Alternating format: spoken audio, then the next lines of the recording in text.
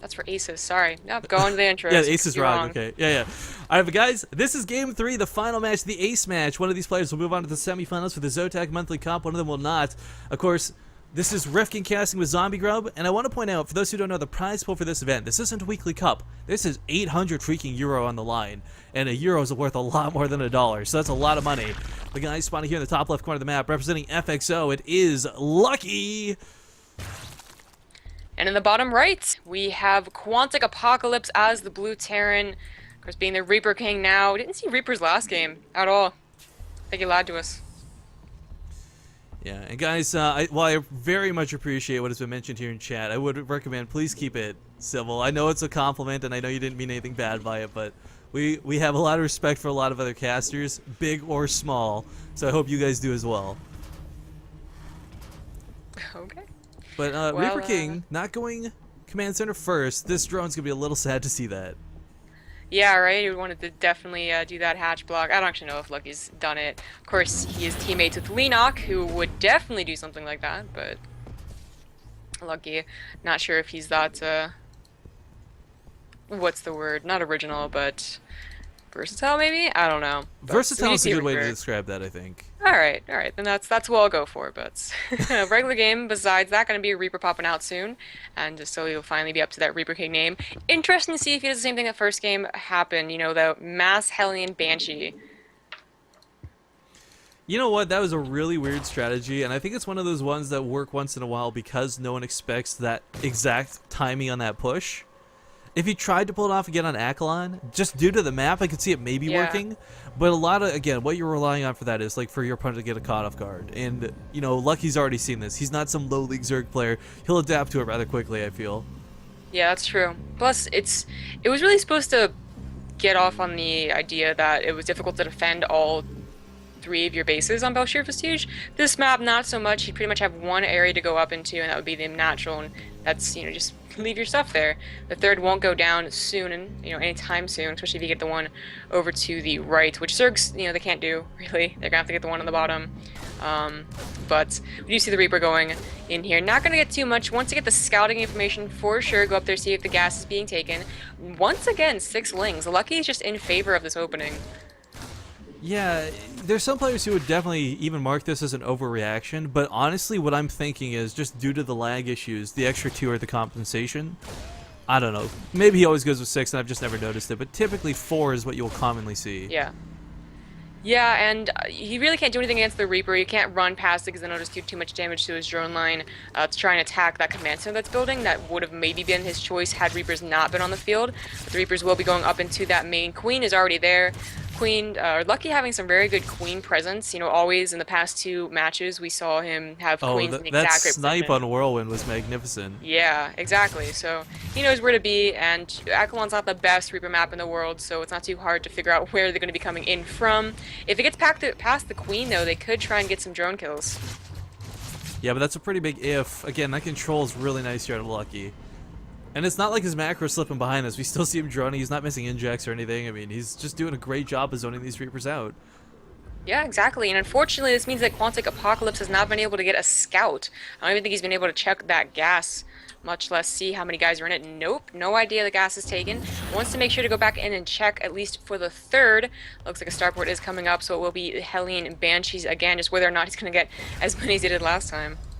Yeah, the big question too is whether the follow-up will persist. I mean, you can still do this early on and get that initial sort of burst damage, I guess, if you want to classify it like that. It's whether you sustain it afterwards with reinforcements or if you try and get your tech path swapped out. I mean, this time, we already have a much earlier tech lab coming down. Or sorry, not tech, what am I saying here? We'll want to see him get a much earlier tech lab on the barracks so he can start his stim much earlier than he did last time. Good recovery, Rifkin. Good recovery. Overlord will come in and see and confirm, okay, Banshees once more, no problem, I can deal with that. Also sees the third command center, so it's not going to be something with 2 base all-in, which is all last game. You know, Apocalypse has some very good different styles, but Hellions are coming out. They're finally out in the field. There are 4 of them. They're checking the Zelnagas so far. You know, most Terrans really just like sending their Hellions out immediately after they're popped, but Apocalypse just uses them, you know, keeps them at home, searches for spare lings, doesn't actually try to apply any pressure until much later. I think it's great that he does this too, though, because I mean, how many times have you watched a Terran player or experienced this yourself, where you send out those first 2 Hellions and, oh, surprise, there's actually 10 lings waiting for you at the top of the ramp. Bam, instant loss. That's true. Just wait outside my base, and I'm like, oh well, that's 2 Hellions down, and no Hellions to protect my my natural. So I can definitely see that. This front, though, my God, that is so protected. Yeah, like the queens, as if they aren't bad enough to deal with. The spine crawler is going to make this pretty much impossible to push past. Yeah, that's a nice thing about taking this bottom base. Of course, you can cover it with a nicely placed spine crawler. We actually have Cloak coming out this time too, something that was not used last time because instead he just opted to get like 5 extra Banshees instead. Yeah, he's getting a second one right now. Usually you do see 2 when there is Cloak. Question is, will he continue getting more? So far, the Hellion count is still rising, so I think he's just going to do what he did last time. 1 Engineer Bay going down. This is the exact same build so far, except for that Cloak. Yeah, well, the thing is with the Cloak, I'm wondering if he'll invest more into this, because of course you never really want to waste that Cloak, but the second you see your opponent's got a ton of spores down, it's really hard to utilize it. Yeah. The really key thing too is, like, even if the Banshees don't do damage now, it's good to keep them for later. You can snipe off Infestors, deny a 5th base. I mean, lots of little things. Just don't throw the Banshees away. Yeah, it used to be back in Wings Liberty when everyone was going straight into Infestor and skipping the mutas, you know, a lot. Yeah. That having those Banshees alive was actually really, really useful. You could pick off 2 to 4 Infestors without them knowing, and then you finally lost to a bunch of Fungals, which that in itself was not cost effective, or energy effective, I guess is the word. So. Ooh. He scans the main, but I want to point out, doesn't catch much because all of the attack here is in the natural. Alright, well that's one of the benefits of being a Zerg. You just place them in different positions, and he's not going to be able to see the Baneling Nest. I can kind of assume, though, like, very rarely do Zergs, especially if they're very popular and you know their style, are going to switch it up and go, like, Roach Hydra, especially on this map where it's not that great. Ooh. You know, I was pining for that bio play on this map, and instead he's going to go for mech. Akalon, of course, a really nice map for mech as well. Mm-hmm. And he will definitely not be going for another 2-base push. In fact, getting a 4th command center very, very early, as well as that double armory for those you need that upgrades. gas to sustain mech. Oh, I'm sorry, he's getting a 4th and a 5th. Wow, well. Okay. He's got minerals to spare, I guess why not? But this huge amount of link sneaks past the army. The supply depots are down, and there's not enough to defend. He will have to lift this 3rd base. Yeah, only loses 3 SCVs, not the biggest deal in the world. The Hellions at the front trying to push forward, not having any luck even with that Cloak, unfortunately, so not too bad on either side so far. Lucky does get a few Hellions, not biggest deal either. Nice Widowmine hit, base them right over top of it. Another Widowmine's here, but Hellions should take care of this. Yeah, no problem. Still continuing on with the Banshees. I mean, I remember back in Wings of Liberty when the Infestors were so popular, is that when you went mech, it was understandable and even good to go ahead and mass Banshees. You know, MVP was really doing that a lot against the Roaches that would, of course, come once they knew it was mech. So I wouldn't be surprised if he actually invested some more into that later on into this game if he decides to go for that style. But this Overseer did confirm, by the way, that it was mech. He knows entirely, and so far he's just choosing this thing with a Ling Muta. You know, it's really funny with the mech too, because last time he went mech, no tanks on the field, and Akalon is such a nice map for tanks. There's tons of ledges, chokes, everything you can funnel your opponent into, like just soaking that splash damage. Wonder if he'll skip them again. I think he will. It's really a battle of compositions in mech versus Zerg, so if it's Hellion, or Hellbat in this case, Thor's, then it's against Muta Ling. So until Lucky gets those Roaches, you know, he's probably not going to get siege tanks. Yeah, but I mean, like, there we go. We got 2 on the field. This is what I was talking about. Like, you don't need a lot. Like, you don't even need to make your main army composition pure tanks, like you'll see some players like Strainlock do. But having a couple on the field, I feel, is huge, especially when, you know, Widowmines are great, but tanks are more reliable when it comes to dealing with the ground. They're not very mobile, and they're more susceptible to Mutalisks, which is why a lot of Terran players shy away from them. But as we see here, Enduring Locust already started, and if there are no tanks, I mean, that Widowmine push last game was pretty cute, but in the end, this did not work. Well, once he sees that it will in fact be Swarm Host, I imagine the tank production will increase. No split whatsoever. Yeah, you could just run away from those, unfortunately. The Banshees will be there to clean up all the Banelings, and maybe the Hatchery. The Queens are trying to get over there. They have so many transfuses, there's no way that's going down. That was like butter. Just everything melting. But 3 Queens here. They'll be able to transfuse this if necessary. The Banshee's going to go towards the natural, but of course there's a 2 Spore Crawlers even there, so Apocalypse kind of limited on what he can do. The really scary thing, though, is his scouting information. Again, he scanned the main, saw nothing. He has not seen the natural. He has no idea that the infestation pit's up, or that there's a macro hatchery, or anything that's currently on the field.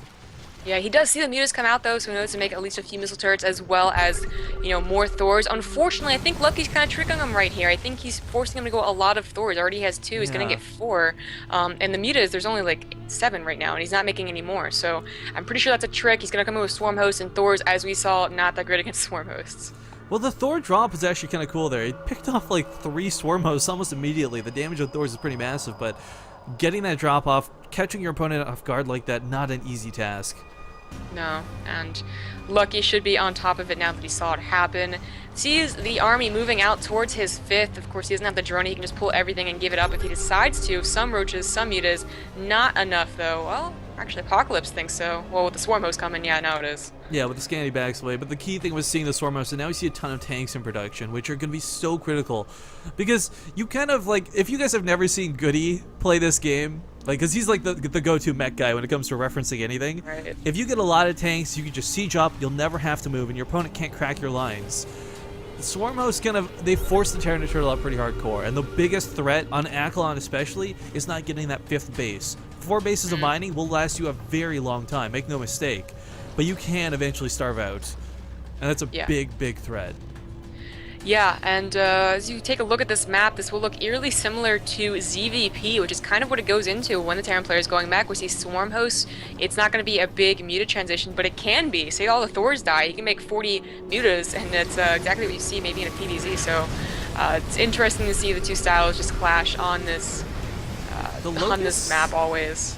I was going to say, the Locust actually only picked up a couple helmets there. Not too bad. Normally you'll lose a lot of units to these Locusts as you push forward, but just the random hits combined with the medevacs doing a great job here. Thors, or actually not even Thors, Hellbats are loaded up in this medevac, going to try and get across the field. But just running away from the Locust right now. Yeah, that's one of the problems of Swarm Hosts is their immobility, but Mex itself is already immobile, so they need to be very careful how they engage this. Locusts are coming forward. Lucky just moves away. He gives up the base, actually says no thank you. One thing I wanted to note is that Apocalypse got 3 more starports. Yeah, that's what you really need. Getting those Ravens out on the field is so critical. And of course, the one big bonus with the plus weapons, or plus armor, is of course it benefits both ground and air now, unlike it used to, so you'll have those Ravens come out and they'll be fairly protected. Yeah. But, Locust charging forward right this now, Thor, going to take off the Thor. Oh, it's actually going to get away, but just barely. 90 health remaining on this beast.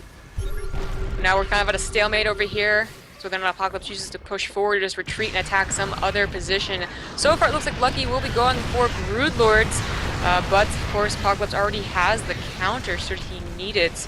So it's going to be even more of a stalemate. Luckily both players are going to have a very good economy. In fact, Apocalypse is up to 8 command centers, 10 command centers. Jeez. Yeah, you really want to just have those excess command centers. You start getting rid of the SCVs. I mean, he doesn't need 86 SCVs at this point. He's got the mule production to deal with this. But guys, one of the key things here for the Ravens to keep in mind, while the Seeker missiles are really good, if handled absolutely perfectly, Corruptors can dance and run away from the range before they go off. So, I mean, it's going to be, I think so much of this is going to come down to control when that air battle hits. But I like that Lucky's also getting the option to tech swap. And that is kind of the scariest thing for a mech player. Your production is so slow, you might be so well suited to deal with, say, this first initial wave of like Broodlords, but if your opponent comes at you with a maxed out like Ultralisk army afterwards, you might have too many Ravens and not enough tanks. Yeah, luckily Ravens are good against a lot of things though, just whether or not they have the energy after, defeating one army. They gotta deal with a whole other one. It's gonna be tough to do. The auto turrets targeting is, like, the high priority targeting on that is so good for dealing with the Ultralisks. You just gotta bait them away almost with little taunts. And plus it also messes up the AI of Ultralisk, so it's always good to do that. Ultralisk kind of having a problem when it comes to being travelers, smart travelers, I guess.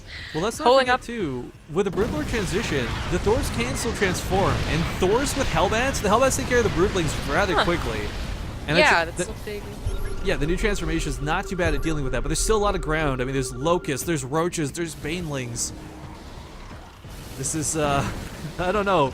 Apocalypse has got a really solid army composition. Point defense drones, of course, stop the damage to the Locusts, but he's not utilizing them to push forward.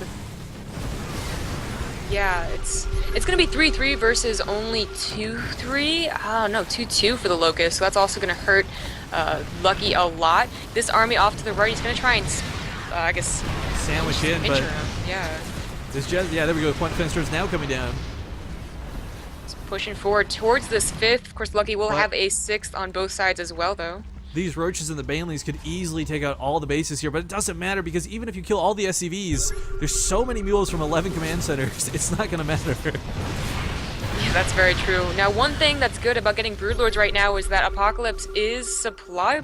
He's maxed, so Vikings aren't going to be filled anytime soon, but as you said, Thors do have that new and improved impact payload, which I'll have to see how effective that'll be.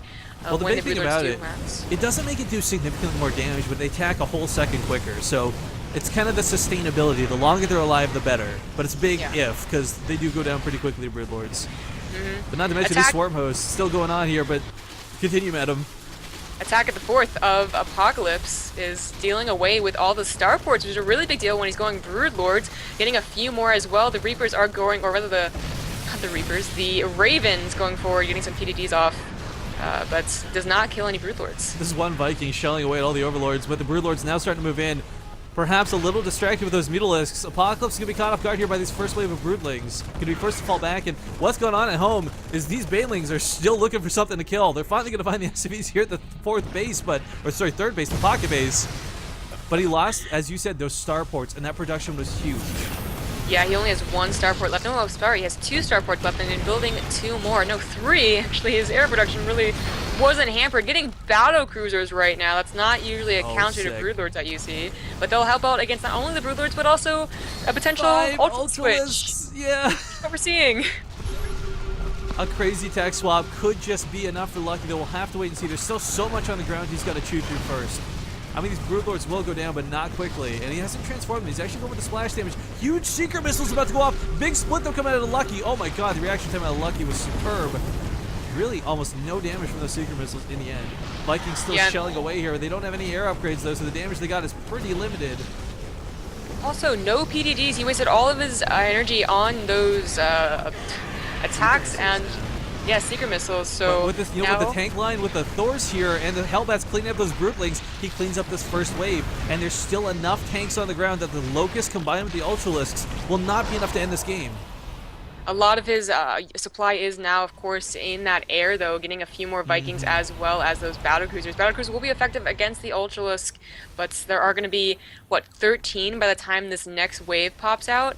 So he's going to might be able to roll over both the planetaries and just the amount of units that Apocalypse has. I don't know. He's getting this a really good surround. Man, the battlecruisers are cool. Yamato Cannon is really good at taking out the Craptors, but even then, Ultralisks, there's not a lot that phases an Ultralisk, you know? Yeah, that's true. But he's going to be very careful. Oh, nice siege positioning. How he engages. Big hits go off, and one key thing is there's actually almost no anti-air. So while battlecruisers are cool, a couple Banshees wouldn't even be too bad to throw into this as well. That's true. What Lucky really needs to do right now is take care of the ground army from Apocalypse and then get a lot of Corruptors, even Infestors. Look at this. He just sweeps around the map. There's nothing at home to defend this Ultra push. Cleaning up some Roaches is not a problem. Cleaning up Ultras is not really a possibility. So we may just see a full-on base trade engage here. It looks like that's exactly what's going to happen. Only a few Swarm Hosts are left at home. He scans and sees that's not too many. Goes up to the natural. That's where all the tech is. All the upgrades, the Greater Spire, everything's going to go down. The Macro Hatchery as well.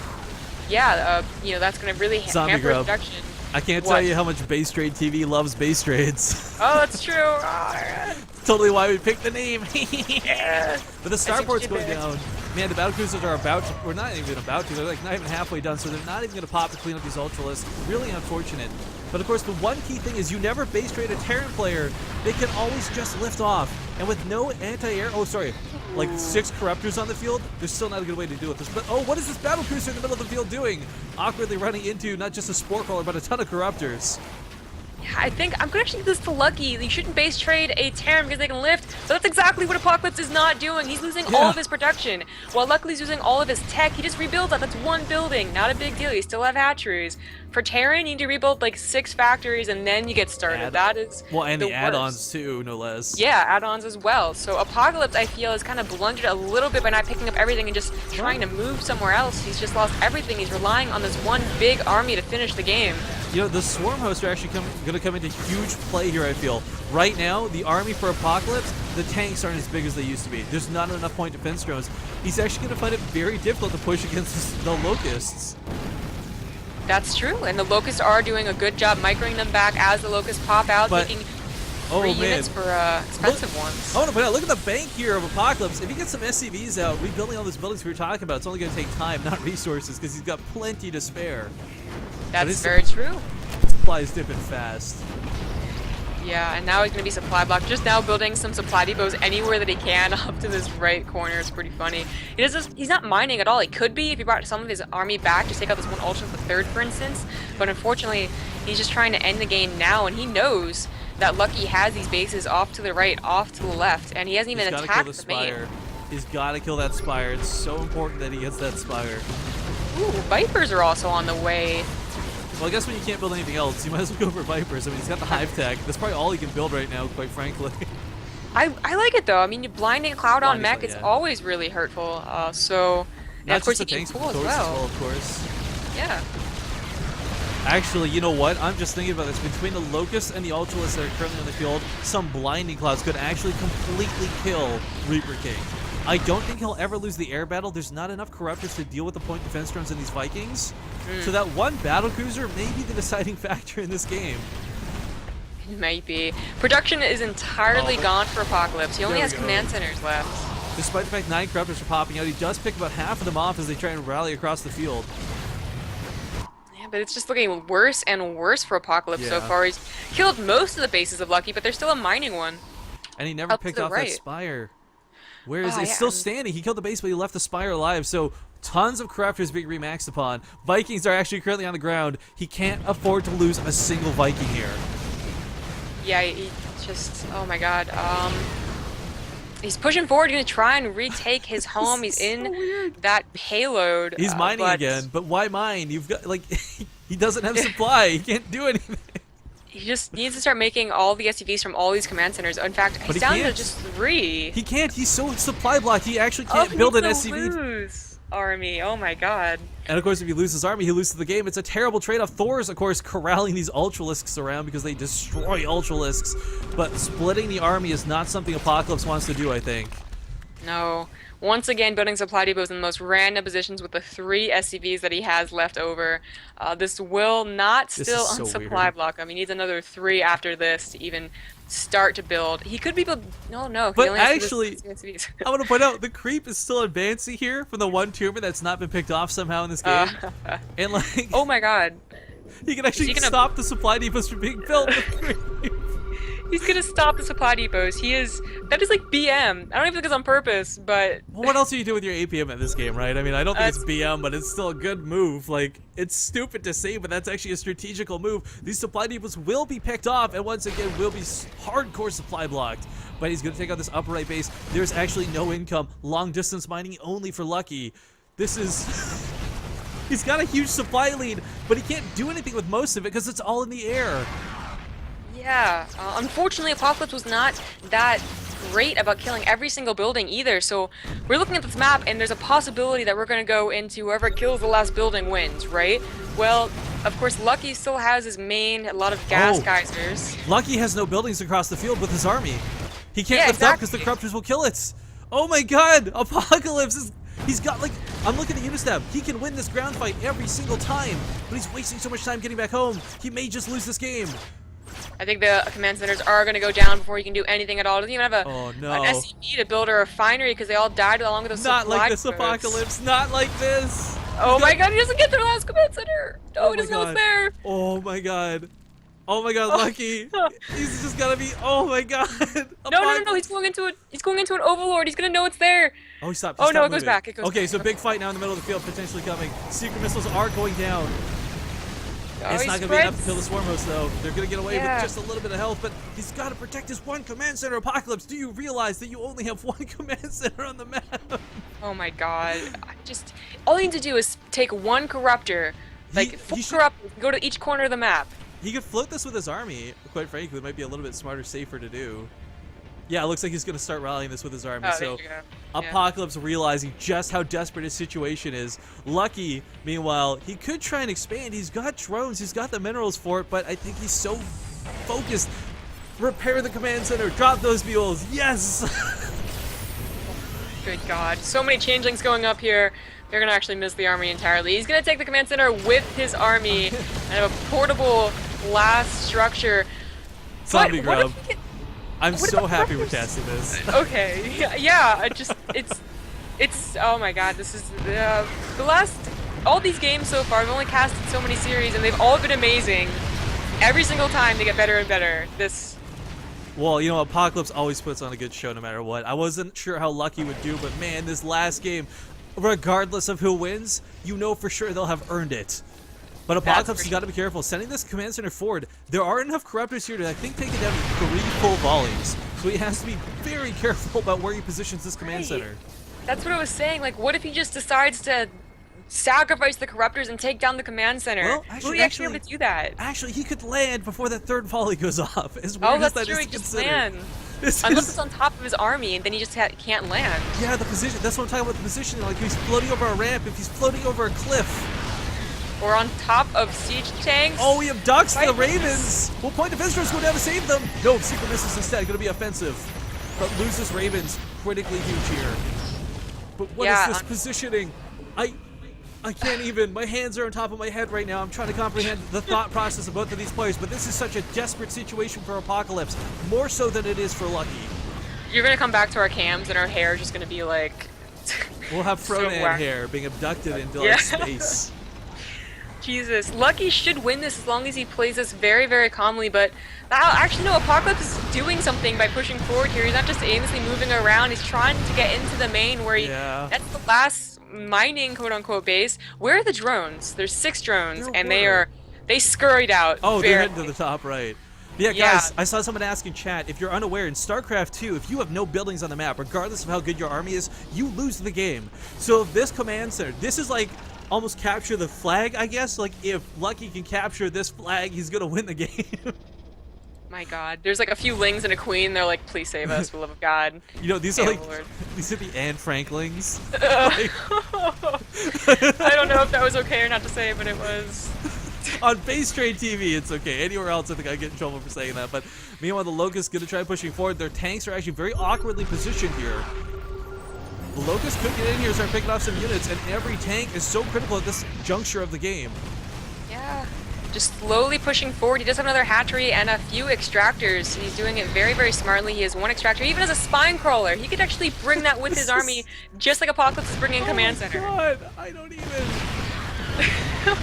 Mule is going to work, repairing that tank, keeping it alive. Those 3 upgrades, you know, you talked about it earlier, but the upgrades of those tanks versus the non-upgrades of those Locusts are huge, because that is entirely the difference of this one tank living versus dying to these waves. Yeah, that's.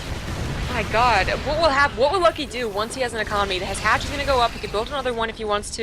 He What's could he just gonna save and build? build a lot of drones. Wait, move! Oh, Ultima's No, he's coming gonna attack. in. Vikings on the front lines. They are on the ground, but the command goes the center is being command center! focused. He's going to lose the command center. The Command Center's gonna go down. He's going over a He's ramp. going to lose. Good Ah! game. Lucky is going to win. What? Well, he also won the ground war, by the way, so he would have lost anyways. My God. What a great, amazing, crazy series, guys.